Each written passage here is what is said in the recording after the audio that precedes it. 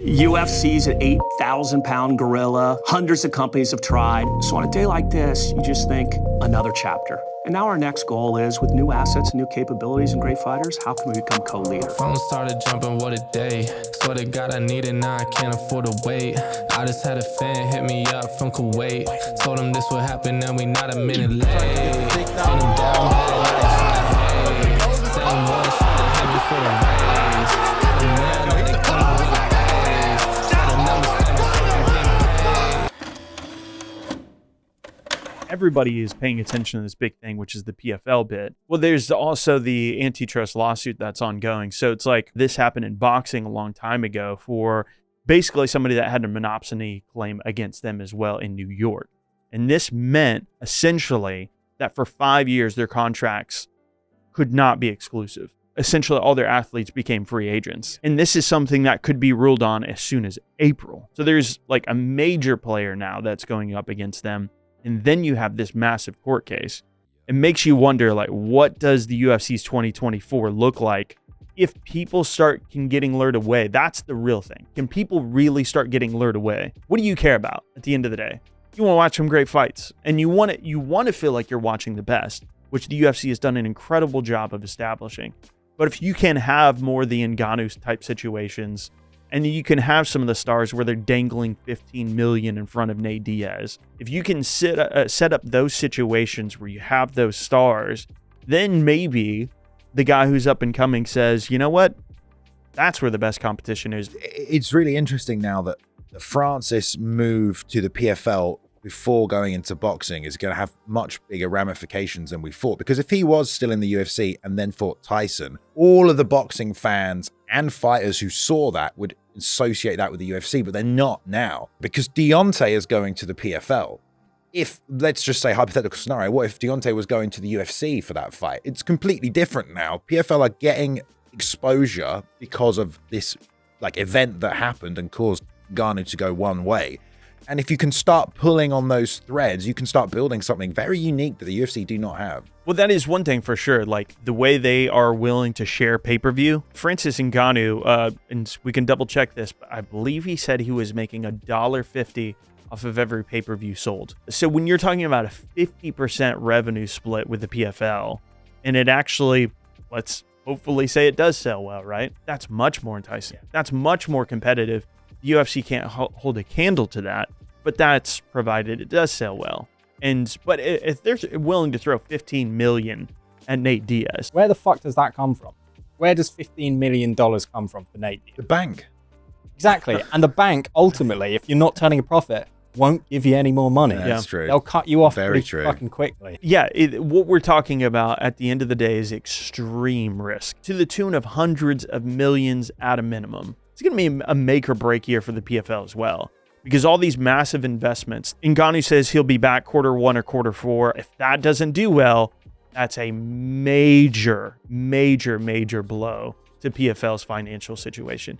And then you have the same thing for Jake Paul. Why do you think it is, over the history of mixed martial arts, there has only been one? What is it about the UFC that has outlasted things like Pride, that have outlasted things like Elite XC, Affliction, Bellator now as well? Like, what is it about the UFC that has just reigned supreme all of these years? I've got one pertinent answer, and this is one take. It's not necessarily 100% true. Predatory contracts. And if everything comes through next year with this antitrust lawsuit, a lot of that goes away. I mean, like, let's not forget, in 2016, GSP announced on the MMA Hour that he was a free agent, but their contracts were so predatory that he could not leave. People were talking about him going to Bellator. People got really excited about that when he made that announcement. He couldn't get away. And the same thing happened with Randy Couture trying to fight Fedor. He was not able to leave. Early on, when they were broke, they were able to do this. Like BJ Penn left and went to K1. Mid-contract, Jens Pulver did the exact same thing. But once they had some financial capital and were able to take you to court and drown you in that, I mean, we're talking like millions of dollars you're spending at a minimum. Imagine trying to fight the UFC. Also TKO. Yeah. Well, here's a question that I think is worth asking as well. A bigger question.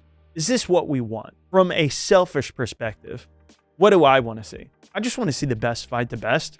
And the best way to do that is under the one umbrella. What I would like to see preferably is like where we see something more like with the NFL, or if we're to look at football clubs here, you have like the Premier League, you have the NFL, you have the NBA, you have these places where they all compete in the same place, rather than co-promoting is something that PFL is open to. And I do think that is a pressure that could be leveraged against the UFC. They're willing to do that. But at the end of the day, as fans, we like this structure. You like seeing this track that builds up towards the titles. That is this consistent thing where it's like, oh yeah, I remember watching this guy's debut in the UFC. Now he's champ. For me, I think, like, to be honest with you, I think the UFC is getting like slightly stale as well. Like the way they format shows are exactly the same. One of the conversations we always have is like, when are they going to do something different? If there is an alternative where people can put on amazing shows. And one of the things that attracted me to UFC in its early days were the ridiculous like entrances. All you need to do is watch the opening ceremony of a Pride tournament. It's like, fucking wow. They made those fighters look like superstars. Today, with how fighters are just all in the same Venom gear, it's hard to ultimately establish who I want to root for because they don't have that individuality. Yeah, they don't have those things. There isn't a Rampage with the chain. There isn't Chuck with his Iceman shorts and his mohawk. There isn't, Anderson Silva in the Bruce Lee gear. All of that has slowly disappeared. And I am now being told on the Dana White Contender Series that this is the guy that you should like. And I don't want to be told. Now that we have like PFL pay-per-view, the Bellator Championship Series, the tournament structure, what do you think is going to be the most watched product? I would definitely say it's going to be Francis Ngannou if you're going to look at one specific thing. But in terms of, I think Bellator is the better organization. Like the card that they put on over the weekend, I mean, talk about a swan song in terms of at least being an independent organization. They put on better cards. They had better names, better talent that they built up over the years. By far the better roster. So, but then we know that a Bellator pay-per-view like that is exactly the same model as the UFC. There's nothing different, and we know it won't perform anywhere near to the same level. So unless something does change with the lawsuit, nothing really has changed. Also, the main issue as well with in regards to like whether it be competition is like the UFC is on every fucking week. There's more fights and more things to watch than you could ever ask for. And what we know historically as well, and what the UFC have done really, really well in the past when they have had competition, is counter-program aggressively as well. And if you can be on every weekend, then that's the best counter-programming. So arguably, competition like this is just good news. It totally depends on what happens. Say, UFC just continue business as usual. Regardless, it will be exciting to see how the UFC react and what they intend to do to go, no guys, stick with us. I do think we should say though, after we just recently made this Leon Edwards video of like, what the fuck is he talking about saying that there are no interesting fights?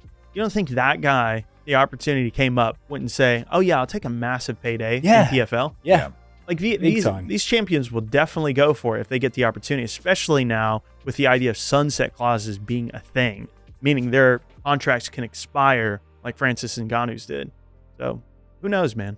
Well, let's first just say, look at this. We have a new setup in here. If you guys want the full unedited version of the podcast. Yeah, this was 50 minutes, this one. Yeah, which is pretty good. Then you can get it by becoming a channel member. Any level of channel membership will give you access to that. Yeah, I mean, what you guys do for us, we have this studio and you can see that we're trying to evolve things, change things, and constantly grow. What you guys do when you guys help out with these memberships, you're also helping us grow. So if you like what we do here, that's the best way to support.